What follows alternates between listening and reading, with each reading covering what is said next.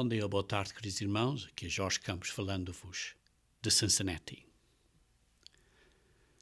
A primeira vez que recebemos ou que algo nos acontece é sempre uma memória muito importante na nossa vida, uma ocasião muito importante. E a primeira vez que o Espírito Santo de Deus foi dado à humanidade, aos cristãos, também foi igualmente um acontecimento muito importante. Hoje vamos ver, queridos irmãos, vamos ver o período, o dia e o que sucedeu após isso, de quando Deus primeiro deu o Espírito Santo e como isso foi dado no dia de Pentecostes e que foi a compreensão da promessa do Pai, a qual Jesus Cristo disse aos apóstolos, que era uma promessa que o Pai tinha feito, que seria dado aos irmãos. Então vamos ver isso, começando a ler isso em Atos capítulo 1, porque ao fim de 40 dias, depois de Jesus Cristo ter sido ressuscitado e ter estado com os discípulos, ele subiu ao céu e disse isso ao fim desses 40 dias, no versículo 4 do capítulo 1 de Atos, disse assim: E comendo com eles, determinou-se-lhes que não se ausentassem de Jerusalém, mas que esperassem a promessa do Pai. A promessa do Pai, a qual disse ele: De mim ouvistes. Porque Jesus Cristo lhes tinha dito desta promessa do Pai. Porque João, na verdade, batizou com água, mas sereis batizados com o Espírito Santo, não muito depois destes dias. Então os que estavam reunidos lhe perguntaram: Senhor, será este o tempo em que restaures o reino a Israel? Perdão, vê-se aqui que uma das grandes preocupações dos israelitas naquele período era ainda quando é que o reino ia ser restaurado a Israel. Isso é o que eles entendiam como seria o propósito do Messias e por isso estavam constantemente preocupados com isso. E então Jesus respondeu-lhes no versículo 7: Não vos compete conhecer tempos ou épocas que o Pai reservou para a sua exclusiva autoridade. É como nós sabemos, não vale a pena estar a pensar que Jesus Cristo vai voltar no dia 2000 e qualquer coisa, isto, aquilo, outro, porque não sabemos. Ninguém sabe isso. É uma autoridade exclusiva do Pai. Mas continuando no versículo 8 diz assim: Mas recebereis poder. Poder, isto é, a promessa do Pai, que é poder, ao descer sobre vós o Espírito Santo. Vão receber poder. E sereis minhas testemunhas, tanto em Jerusalém como em toda a Judeia e Samaria, até aos confins da terra. Este poder do Espírito Santo nos ajuda a sermos umas testemunhas, um exemplo, umas testemunhas, na maneira que vivemos, para sermos o exemplo ao mundo. Queridos irmãos, então, eles esperaram e então no dia de Pentecostes receberam o Espírito Santo, como se lê em Atos capítulo 2. Vejam então em Atos capítulo 2, versículo 1. Diz assim: Ao cumprir-se o dia de Pentecostes, estavam todos reunidos no mesmo lugar. Ao cumprir-se, quer dizer que o dia de Pentecostes tinha chegado, o dia correto tinha chegado, e em segundo lugar também podia significar que o dia de Pentecostes, o significado do dia de Pentecostes, neste dia ia ser completamente cumprido, porque o dia de Pentecostes representa a dávida do Espírito Santo a ser dada, a ser derramada ao povo, e é o que aconteceu neste dia de Pentecostes. E por isso cumpriu-se o dia de Pentecostes. Estavam todos reunidos, se lemos no versículo antes, do capítulo 2, versículo 1, o versículo antes, é no versículo 26 do primeiro capítulo, vê-se aí que estava a falar dos apóstolos, e por isso estão todos eles reunidos, que está claro, sim, representa os apóstolos, estavam reunidos no mesmo lugar. De repente veio do céu, no versículo 2, um som, como um vento impetuoso, um vento muito forte que fez um barulho que fez com que as pessoas notassem este barulho. É como se fosse um temporal, um vento, uma ventania que faz um barulho, e as pessoas quiseram ver o que é este barulho aqui. E encheu toda a casa onde estavam assentados. E apareceram distribuídas entre eles, línguas como de fogo, e pousou uma sobre cada um deles. Estas línguas de fogo pousaram sobre eles.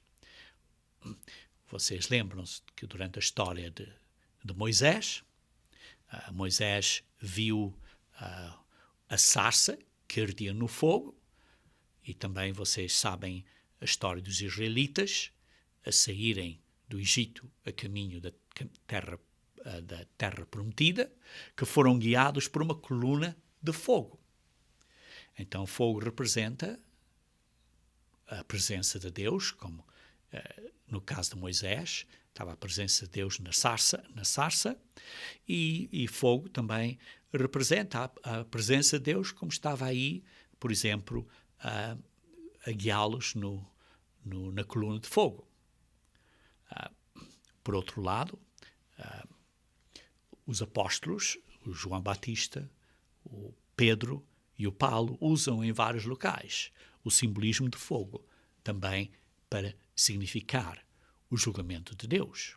O fogo, que é o julgamento, quer dizer, o que vai queimar a terra, e vai ser este fogo que será o julgamento de Deus na terra. Por isso, as línguas de fogo podiam representar a presença de Deus ou o julgamento de Deus também.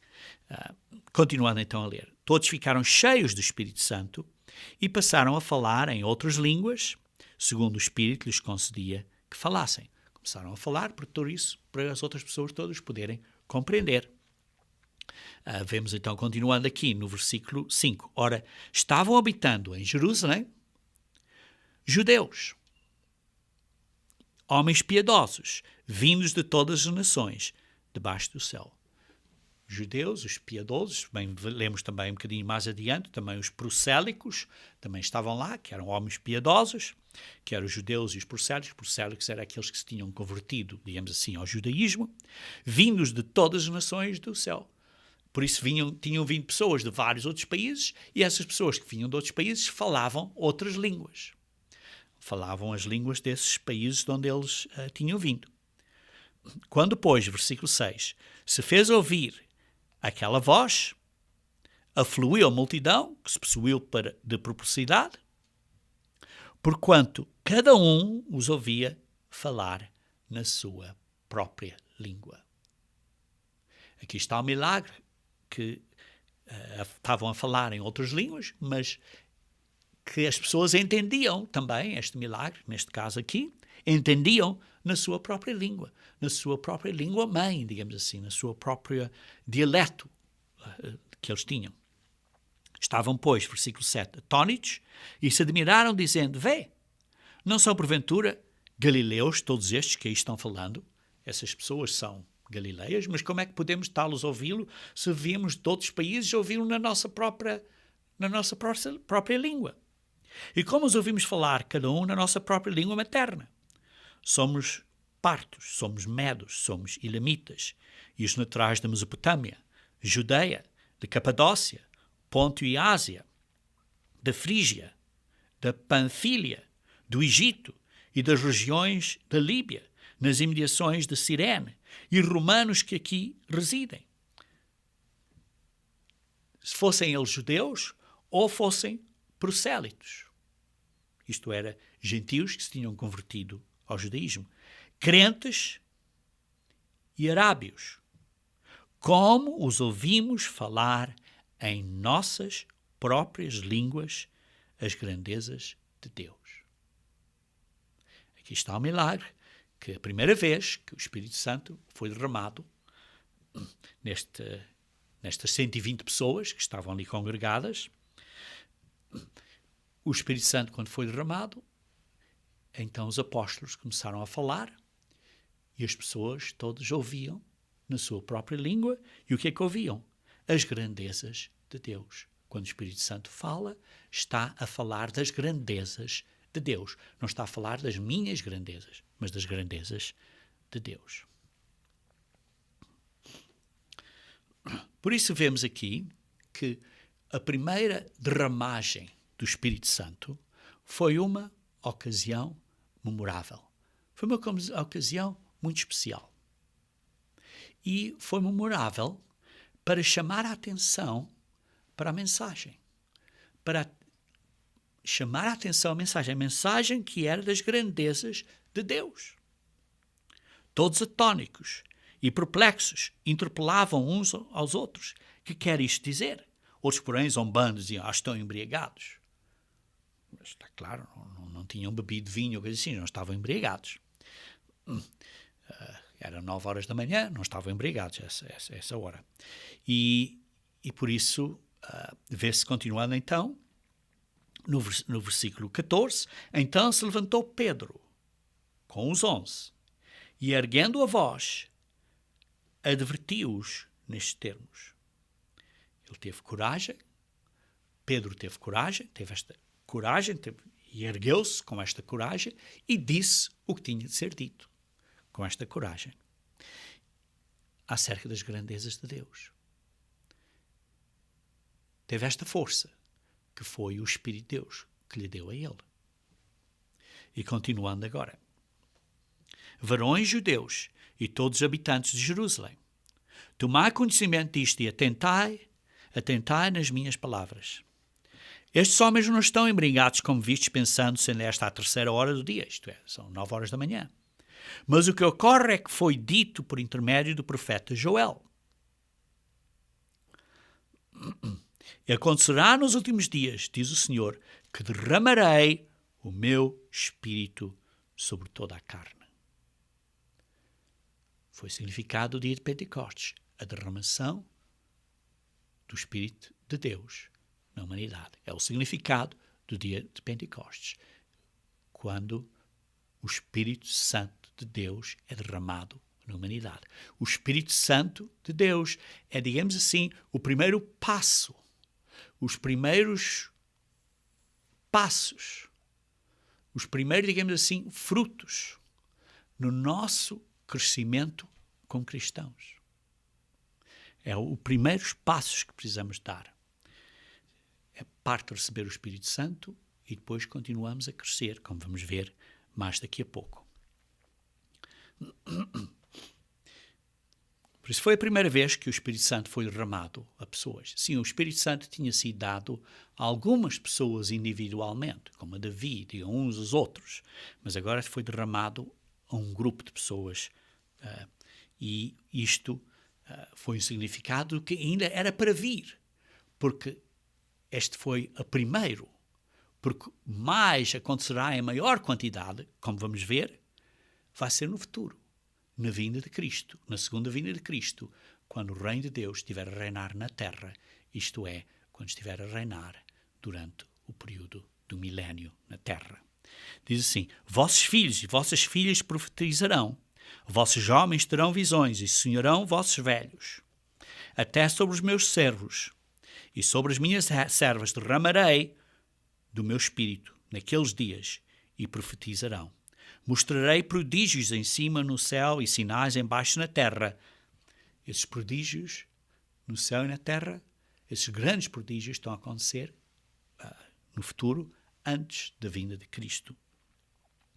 Diz assim, o sol e sinais debaixo da terra, sangue, fogo e vapor de fumaça. O sol se converterá em trevas e a lua em sangue antes que venha o grande e glorioso dia do Senhor, antes da vinda de Cristo. E acontecerá que aquele todo que invocar o nome do Senhor será salvo. E por isso vemos aqui que estes eram as primícias, os primeiros frutos do Espírito Santo. Estes eram as primícias, os primeiros frutos. E assim, o dia de Pentecostes foi cumprido. O significado do dia de Pentecostes foi cumprido nesse período. Continuando então a ler no versículo 24. Ao qual... versículo 22, desculpem. Continuar o versículo 22. Varões israelitas, atendei a estas palavras. Jesus, o Nazareno, varão aprovado por Deus. Está a dizer que era um varão, que era um homem, aprovado por Deus, diante de vós.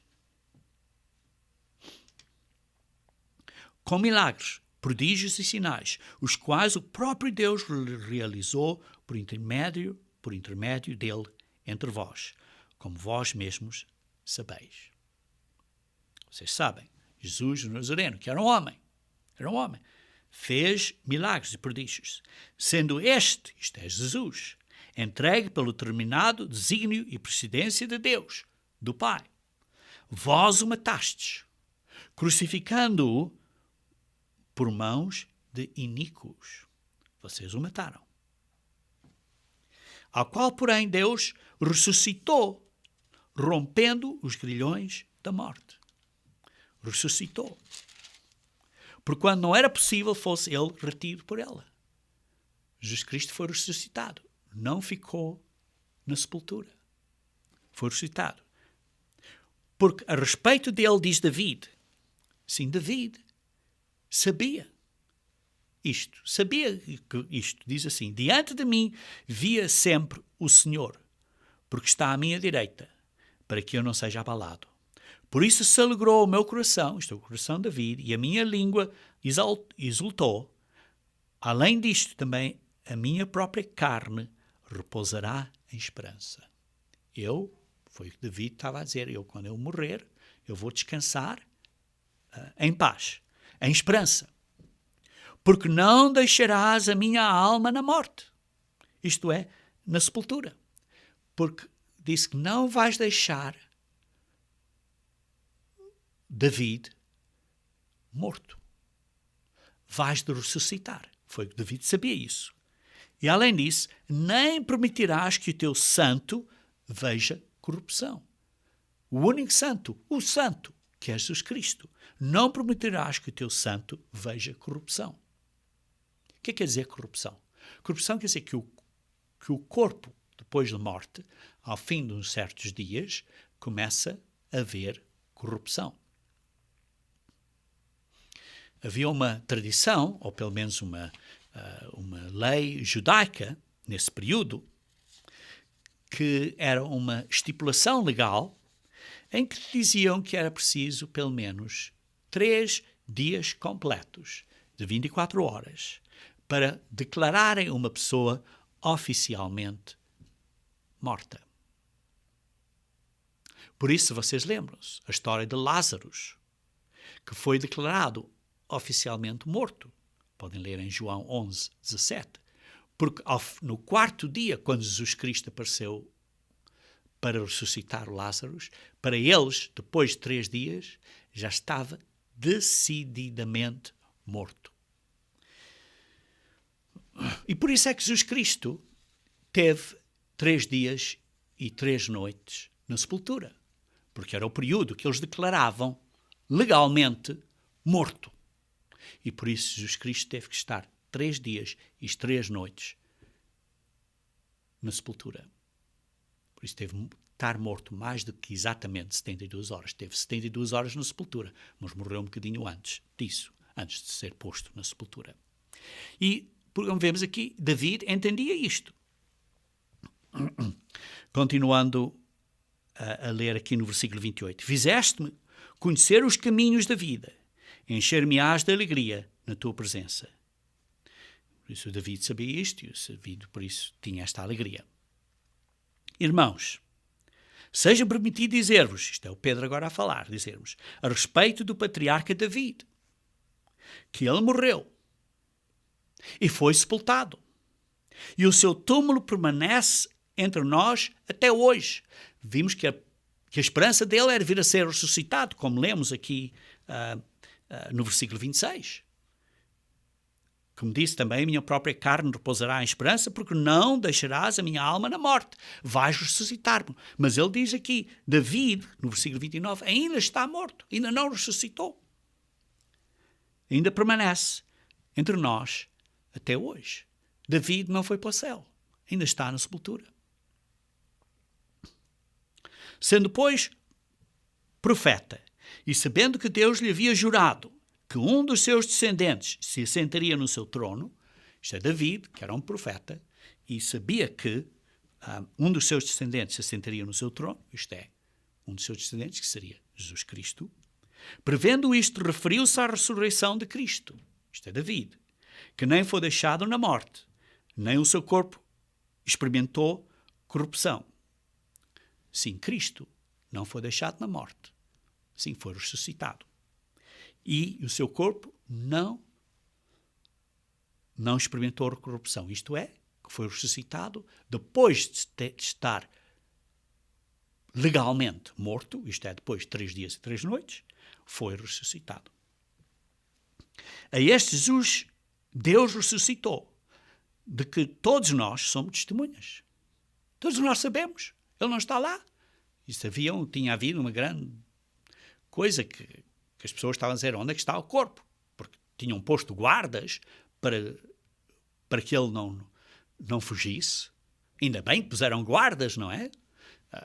Para que ele não fugisse. Sabiam que tinha fugido. E então começaram a dizer mentiras. Já foi roubado. Como podia roubar que estavam ali os guardas militares? Está claro que não. Por isso, e eles são testemunhas. Porquê? Porque cerca de mais de 5.000 pessoas tinham visto Cristo. E por isso era uma coisa que estavam a falar ali. Toda a gente estava a falar. Mais de 5.000 pessoas tinham visto. Isso não é 1, 2, 3 pessoas tinham visto. Mais de 5.000. E viram várias vezes. Versículo 33. Exaltado, pois, à destra de Deus, do Pai. Jesus Cristo está exaltado ao lado direito do Pai.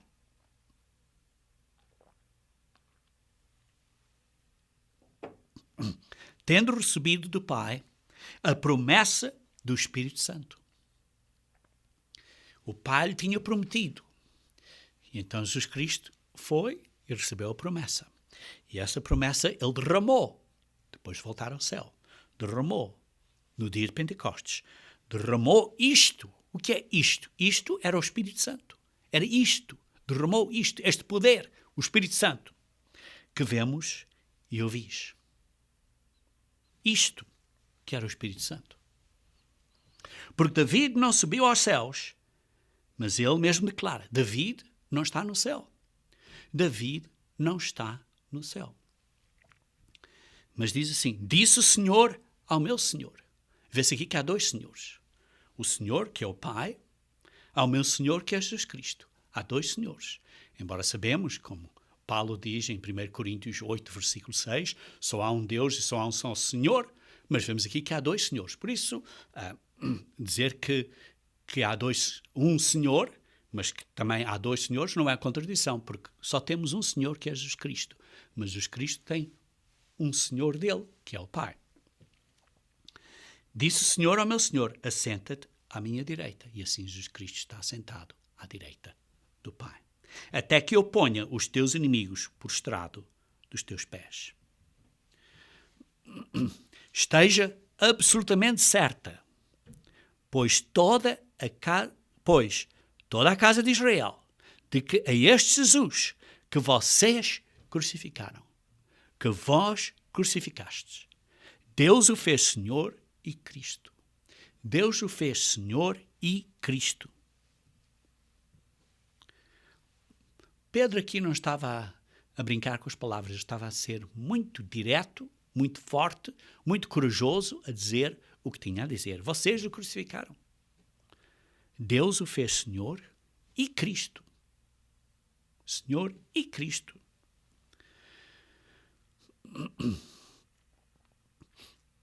Continuando então, no versículo 37. Ouvindo eles estas coisas, compungiu-se-lhes o coração e perguntaram a Pedro e aos demais apóstolos, que faremos, irmãos? Respondeu Pedro, arrependei-vos, e cada um de vós seja batizado em nome de Jesus Cristo, para a remissão dos vossos pecados, e recebereis o dom do Espírito Santo. Isto é a promessa, que é um dom, que é um presente do Espírito Santo. Pois para vós, outros, é a promessa. Esta é a promessa do Pai. Para vossos filhos e para todos os que ainda estão longe. Isto é para nós que estamos longe deles. Isto é, para quantos o Senhor, nosso Deus, chamar. Para os que são chamados por Deus. Vemos aqui que eles foram compungidos e Pedro explicou a eles o significado do que estava a acontecer, que Deus estava a cumprir a promessa, que era a promessa de dar o Espírito Santo, o dom do Espírito Santo. Versículo 14. Com muitas outras palavras deu testemunho e os exortava. Pedro deu testemunho, testificou e os exortou, isto é, os encorajou a servir a Deus, a fazerem a vontade de Deus, dizendo-lhes: salvai-vos desta geração perversa, porque aquela geração ia ser destruída. Aquela geração ia ser destruída. Cerca de 40 anos depois, o templo seria destruído e o povo seria levado da terra judaica. Versículo 41. Então os que lhe aceitaram a palavra foram batizados, havendo um acréscimo naquele dia de quase 3.000 pessoas. Isto eram 120 inicialmente, ficaram cerca de 3.000 agora. Um acréscimo de 120 para 3.000. Isto é, multiplicou-se 25 vezes. Então, queridos irmãos, o que é que isso tem a ver connosco? E daí, o que é que isso tem a ver connosco? Vejamos, em primeiro lugar, aqui um ponto, e para isso vamos ver aqui em João, capítulo 1. É um versículo muito bem conhecido, mas às vezes, voltando a estes versículos, aprendemos sempre uma coisa nova. Vejamos aqui em João, capítulo 1, começando a ler no versículo 1. No princípio era o Verbo. No princípio era o Verbo, isto é, antes da criação, antes de que é descrito no capítulo 1 de Gênesis, versículo 1. No princípio, antes da criação, era o Verbo. Isto é, o que veio a ser Jesus Cristo. E o Verbo estava com Deus, estava com o Pai. E o Verbo era Deus. Era da mesma género, da mesma família. Ele estava no princípio com Deus. Ele estava no princípio com o Pai. Todas as coisas foram feitas por intermédio dele. Todas as coisas foram feitas pelo intermédio de Jesus Cristo. E sem ele, nada do que foi feito se fez. Nada do que foi feito se fez. A vida estava nele. A vida estava em Cristo. Ele tinha a vida eterna. Estava nele. E a vida era a luz dos homens. A vida era a luz dos homens. A luz quer dizer que é o que nos ensinava, é a nossa instrução, somos instruídos pelo exemplo de Cristo e é Ele que, além disso, que nos dá a vida. É que nos dá a vida através de Jesus Cristo. A luz resplandece nas trevas e as trevas não prevaleceram contra ela. Vê-se aqui que a luz vai para as áreas escuras. E a luz, as pessoas que estavam na área escura nem entendiam, não conheciam, não entenderam, não prevaleceram. Não compreenderam isto. Vê-se aqui um ponto importante, queridos irmãos. No mundo em que vivemos, a luz está a brilhar no mundo, a luz do Evangelho. E as pessoas não prevalecem com isto, não entendem. Não entendem o Evangelho, a não ser que haja um milagre de abrir as mentes das pessoas. Vê-se que escuridão tão profunda é que as pessoas nem veem a luz de Cristo. Não entenderam que era Cristo quando ele viveu na terra. As pessoas não entenderam que ele era o Messias, que ele era quem ele dizia que era. Não entenderam que ele era o Filho de Deus. Não entenderam isso. E hoje as pessoas não entendem a verdade. A verdadeira verdade. Não entendem. Continuamos a ler no versículo 10. Diz assim: o Verbo estava no mundo. Isto é Jesus Cristo. Estava no mundo. O mundo foi feito por intermédio dele. O Verbo estava no mundo, na sociedade. O mundo foi feito por meio de Jesus Cristo. Não está a falar da igreja, está a falar do mundo. Estava no mundo. E o mundo foi feito por ele. Mas o mundo não o conheceu. A luz estava na terra e a terra estava tão escura, estava em tanta escuridão que nem conseguiam ver a luz. Veio para o que era seu e os seus não receberam. Veio para os israelitas. E mais especificamente, mesmo entre os judaicos. E eles não o receberam.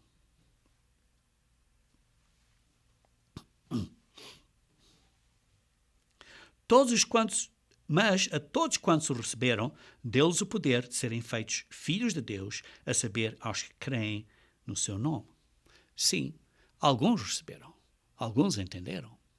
Muito poucos, alguns entenderam. E esses que o receberam, deu-lhes o poder. Deu-lhes o poder. Deu-lhes a autoridade, o direito, o poder de serem filhos de Deus. O poder da autoridade.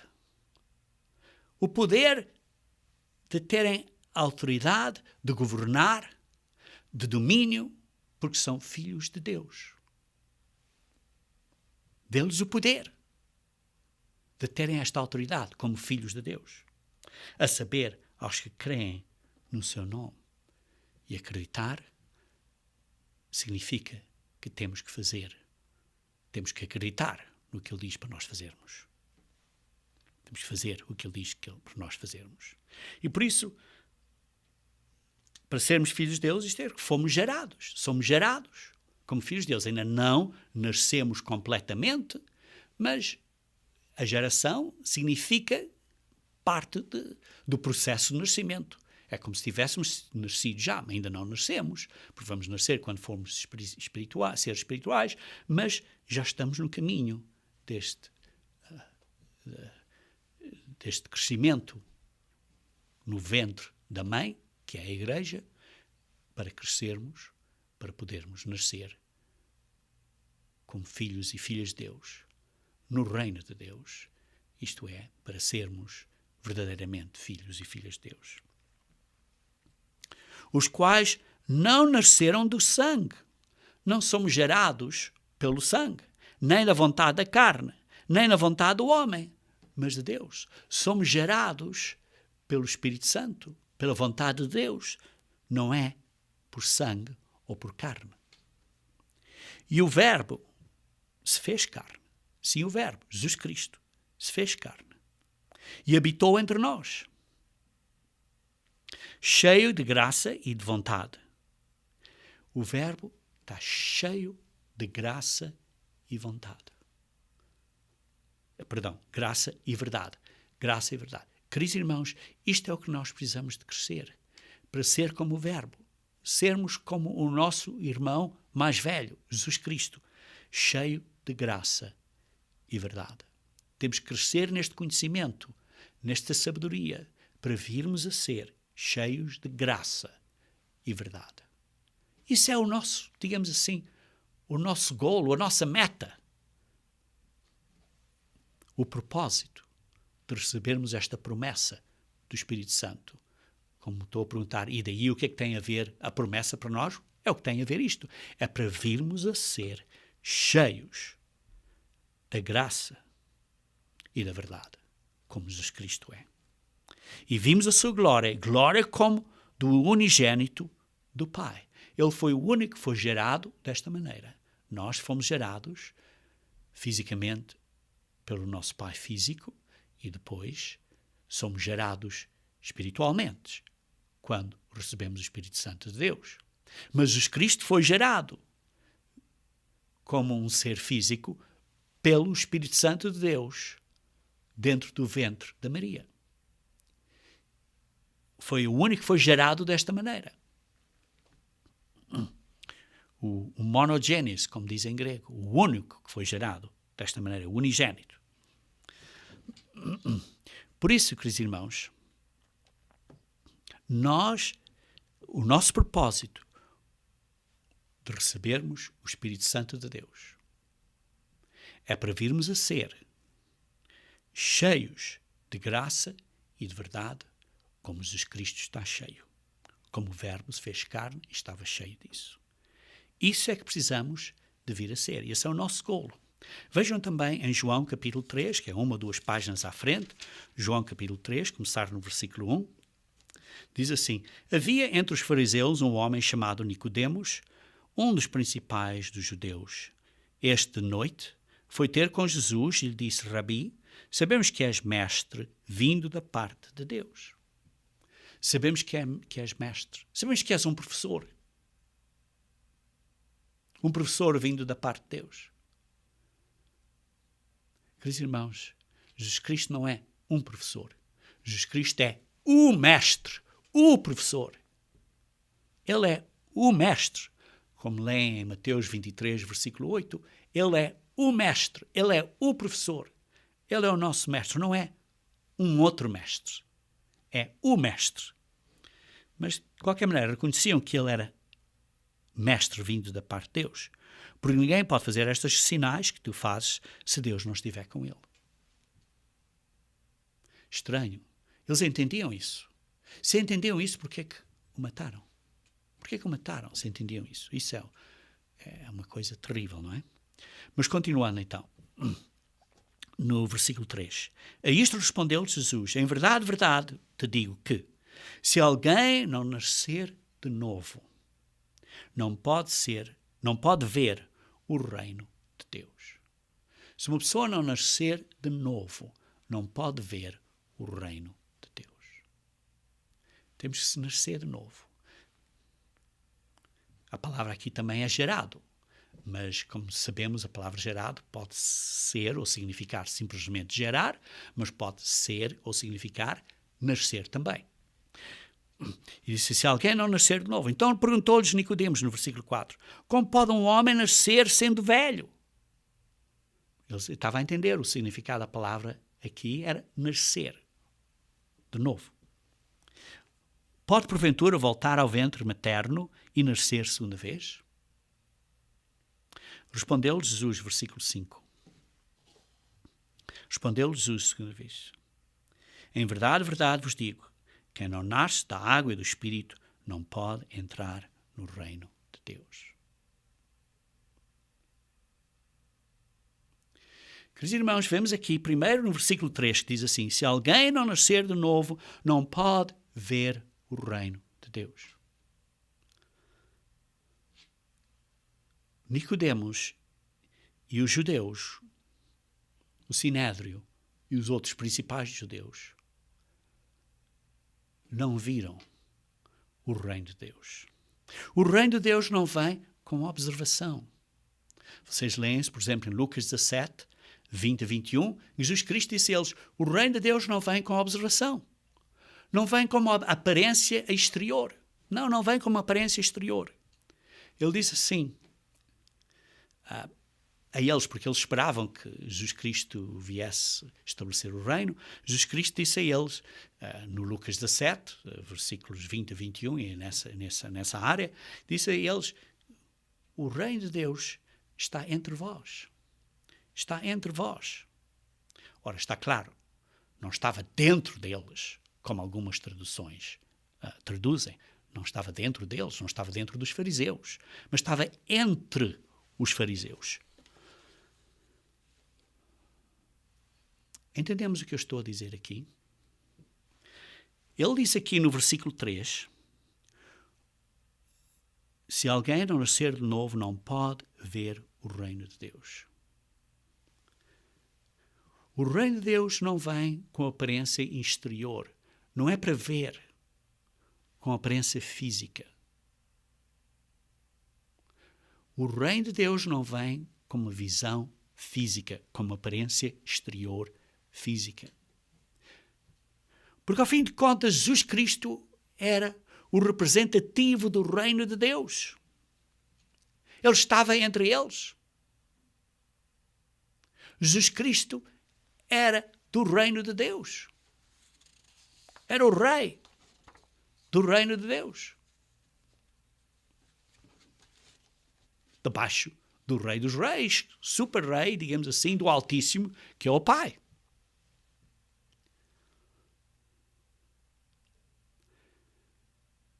Acho que às vezes nós, como pessoas humanas, fazemos o mesmo erro. Muitas vezes dizemos, não posso esperar até que o reino de Deus seja estabelecido na terra.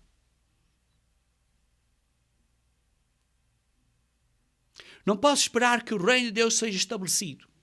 Queridos irmãos, o reino de Deus está estabelecido. O reino de Deus existe. O único é que o reino de Deus não está a governar na terra. Não está a governar na terra da maneira que vai governar no futuro.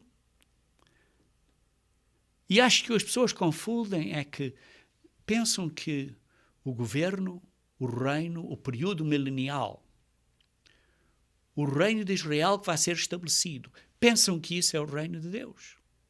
Não, não é. O milénio não é o reino de Deus. Sim, o milénio virá com aparência exterior. Virá como observação física. Mas o reino de Deus é espiritual. Carne e sangue não pode ver, não podem entrar no reino de Deus. Por isso é que ele diz aqui, no versículo 5, João 3, versículo 5, que não nascer da água e do Espírito não pode entrar no reino de Deus. O reino de Deus é onde o Pai reina. O reino de Deus é totalmente submissivo, submete-se ao Pai. O reino de Deus faz a vontade do Pai. Você e eu podemos hoje estar completamente submetidos a Deus e à vontade de Deus. Por isso você e eu podemos estar ligados através do Espírito Santo de Deus a esse reino, porque podemos já ser gerados para sermos filhos e filhas de Deus, para nascermos completamente como seres espirituais. Por isso, através do Espírito Santo de Deus, nós podemos estar ligados um a um com Deus. E esse é o primeiro ponto, o primeiro e daí. O que é que a promessa tem a ver conosco? É que, através do Espírito Santo, nós estamos ligados como uma corda ou um cordão umbilical. Estamos ligados ao reino de Deus. Somos cidadãos do reino de Deus, como diz em Filipenses 3:20. Somos dessa pátria. Ainda não somos transformados, ainda somos carne, mas somos filhos de Deus. Somos filhos de Deus. Somos gerados pelo Pai, através do Espírito Santo, crescendo. Somos embaixadores, representantes do reino de Deus. Somos membros dessa família real. E por isso diz assim, respondeu-lhe Jesus, em verdade vos digo, quem não nascer da água e do Espírito. Ora, da água significa o batismo, está claro, que é a lavagem dos nossos pecados, porque não estamos cheios de graça e de verdade. Temos que lavar os pecados através do batismo. Mas o batismo é só o primeiro passo. O batismo é só o primeiro passo. Porque há muito ainda a crescer que nós devemos de fazer. E também em Efésios 5, 25 e 26, diz que somos lavados pela palavra de Deus. Pela palavra de Deus. Através do Espírito Santo de Deus. Para virmos a ser sagrados e sem manchas. E por isso o Espírito Santo de Deus, somos levados pela palavra de Deus, conforme estudamos a palavra de Deus, estudamos, aprendemos e se dá uma lavagem, isto é, uma lavagem de água que nos lava. Mas também diz aqui, no versículo 5, diz não nascer da água e do Espírito. Nós, quando somos gerados pelo Espírito, a nossa mente entende a palavra de Deus para nos lavar. Mas, ao mesmo tempo, precisamos da palavra de Deus para nos alimentar diariamente, para lermos a palavra de Deus, para recebermos, digamos assim, esta comida, alimentação diária, que alimenta, digamos assim, o nosso espírito, que foi gerado com o Espírito Santo de Deus. Nós precisamos de alimentar, nós precisamos de crescer.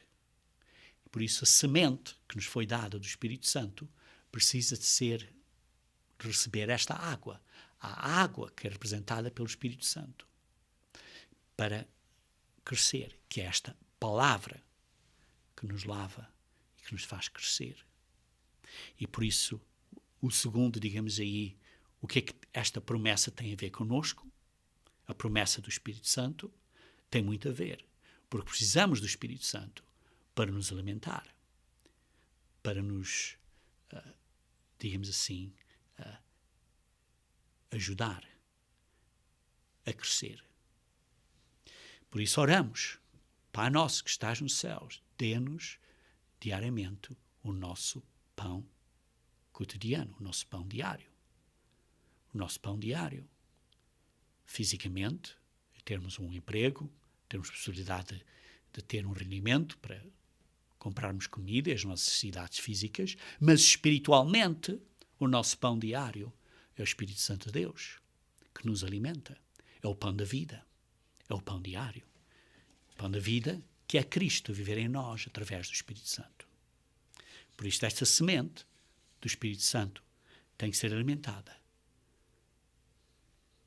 E por isso, o Espírito Santo de Deus nos dá a nós a mente de Deus, a natureza de Deus, e nos dá a possibilidade de atuar e pensarmos como filhos de Deus. De atuar e pensar como Deus atua e pensa. Continuando então a ler no versículo 6. O que é nascido da carne é carne, e o que é nascido do Espírito é Espírito.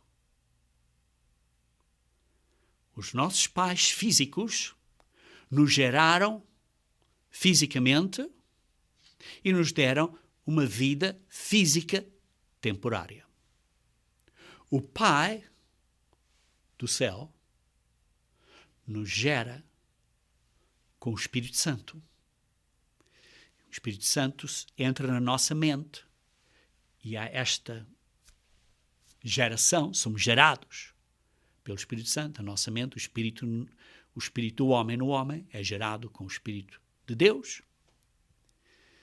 E então podemos vir a ser, literalmente, filhos de Deus. Não somos adotados, somos filhos de Deus, porque espiritualmente somos gerados pelo Pai. E por isso, quando nós, pessoas físicas, crescemos e fazemos coisas e movimentamos, vê-se o efeito do que nós fazemos. Porque somos físicas. Mas espírito, não vemos. Porque é como o vento. Não vemos. Não vemos o vento. Vemos o efeito do vento, mas não vemos o vento. Diz assim, versículo 7. Não te admires de eu te dizer, importa-vos nascer de novo. O vento sopra onde quer. Ouves a sua voz, mas não sabes de onde vem, nem para onde vai. Assim é todo o que é nascido do Espírito. Vocês não veem o vento, mas veem os efeitos do vento. Os efeitos do vento são visíveis.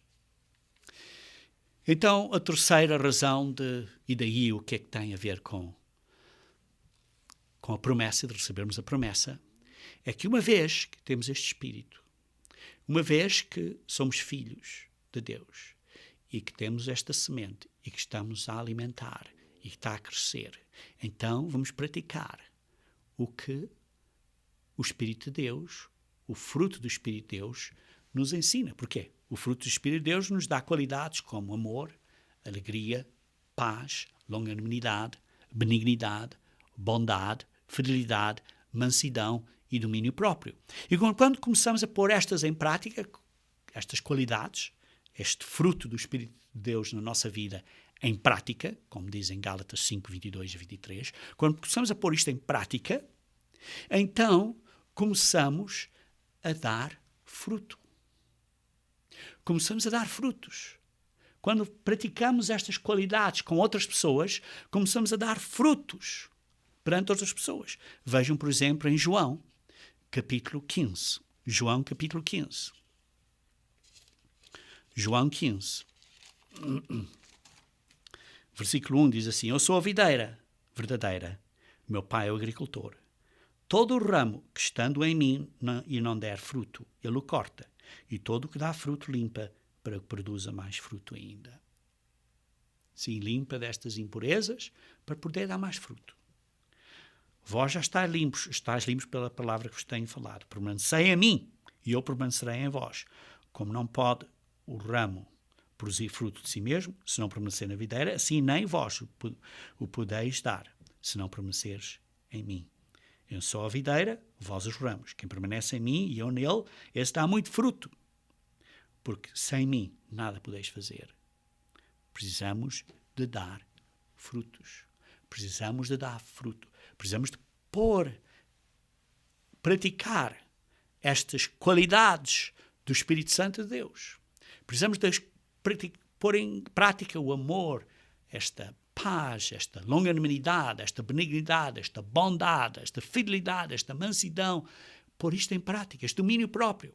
E quando pomos isto em prática, as qualidades do Espírito Santo na nossa vida, começamos a ser um exemplo a outras pessoas, um exemplo do Reino de Deus. Somos testemunhas da maneira que vivemos, somos um exemplo, e quando somos este exemplo, então damos fruto. Frutos. Damos frutos em ações que fazemos. São frutos. Eu não estou a dizer que isto seja fácil, porque Jesus Cristo disse, este é um caminho apertado, é um caminho difícil. É um caminho difícil. Mas depois de explicar isso, podem ler isso em Mateus 7, versículos 13 a 14, depois continua em versículos 15 a 20 e explica, este é caminho difícil, mas tenham cuidado com falsos profetas e coisas assim, porque é um caminho difícil, mas vocês vão os conhecer pelos frutos. Porquê? Porque com o Espírito Santo de Deus, com estas características, estas qualidades do fruto do Espírito Santo, amor, alegria, paz, longanimidade, benignidade, bondade, fidelidade, mansidão, domínio próprio, com estas qualidades na nossa vida, todas elas em prática, vamos produzir frutos, produzir resultados. E esses resultados é como o vento que se vê os efeitos deste vento. Vê-se o efeito deste fruto na nossa vida. Vocês pensem, por exemplo, como crianças. As crianças crescem, por exemplo, um bebezinho cresce e começa a aprender a dar palminhas e começa a dar os primeiros passos, são muito giros e começam a ser ensinados e começam a aprender. E conforme aprendem, nós vemos este menino, esta menina, tem uns talentos assim muito especiais. Alguns têm uns talentos, vê-se, começam já a pintar ou desenhar. Outros têm um talento em pôr em coisas direitinhas e muito arrumadinhas. Outros têm outras características, têm muito bons em música, já sabem cantar e têm certos dons, digamos assim, certos talentos. E então nós, quando as crianças crescem, gostamos que elas usem esses talentos e esses dons para servir a comunidade, para servir a igreja, para servir várias pessoas. E aí está o quarto ponto. O que é que tem a ver acerca da promessa? Porque a promessa que é o Espírito Santo, que nos gera na nossa mente, que faz com que a nossa mente comece a pensar agora não só de maneiras físicas, mas de maneiras espirituais, e tal como o espírito do homem no homem faz com que esse bebé, que agora cresceu e que tinha estes talentos e estas habilidades e estas capacidades, e estava a aprender e a ficar melhor e tem estes dons, espiritualmente também recebemos certos dons do Espírito Santo. Dons espirituais. Então precisamos de pôr esses dons espirituais em prática. Temos que usar esses dons. Vocês leem a parábola dos talentos. Um homem tinha certos talentos, outro tinha 5, outros tinha quantos? 10, e multiplicaram os talentos. Um tinha 2, fez 4, outro tinha 5, fez 10. Mas um outro guardou, enterrou na terra e não desenvolveu os talentos, não desenvolveu os dons que tinha. Nós, queridos irmãos, quando recebemos o Espírito Santo, também recebemos dons. Dons espirituais, talentos espirituais, coisas espirituais para servir e edificar o corpo, que é a Igreja de Deus, o corpo de Cristo, que é a Igreja de Deus. Vejam, por exemplo, em 1 Coríntios, capítulo 12. 1 Coríntios, capítulo 12. 1 Coríntios, capítulo 12, começar no versículo 4, diz assim: ora, os dons são diversos, os dons espirituais, os dons do Espírito Santo, são diversos, mas o Espírito é o mesmo. É um Espírito, é o Espírito de Deus, mas dá certos dons, certos talentos. Dons. Alguns são talentos, alguns podem ser melhorados, outros são certos dons. Mas diz assim, há diversidade nas realizações, mas o mesmo Deus é quem opera tudo em todos. A manifestação do Espírito é concedida a cada um visando a fim proveitoso. É para ser um fim proveitoso para a Igreja. Porque Deus dá uns dão certos dons. Uns dons têm os dons de sabedoria, outros têm os dons de conhecimento, outros da fé, de curar, e assim continuem. Têm vários dons. Mas como diz no versículo 18, mas Deus dispôs os membros, colocando-os cada um deles no corpo. Isto é, no corpo de Cristo, na Igreja. Como lhe aprouve, como Deus decide. Deus decide uma pessoa ter umas certas características, uns certos dons, umas certas, digamos assim, como se diz, uma pessoa física tem uns certos dons, tem o dom da música, o dom disto, espiritualmente também temos certos dons. Às vezes pode ser que recebam certos dons espirituais, através que seja sabedoria, seja o discernimento, seja a capacidade de discernir situações que não tínhamos, e agora temos esta capacidade de discernir e ver, qualquer coisa ali não está bem. Tem esta capacidade de ver. Capacidade de aprender várias línguas, capacidade de interpretar e traduzir isto. Por isso precisamos de pensar nisso. Que dons espirituais é que Deus dê a você? E por isso você tem esses dons para usar para um fim proveitoso, como diz no versículo 7. Isto é, para ser um benefício da Igreja. E por isso, queridos irmãos, precisamos de pensar nisso e ver, como lemos na parábola dos talentos. Certas pessoas têm certos dons, outros têm talentos, têm certas habilitações espirituais que Deus lhes deu. Estamos a usá-las. Estamos a usá-las. Estamos a desenvolvê-las.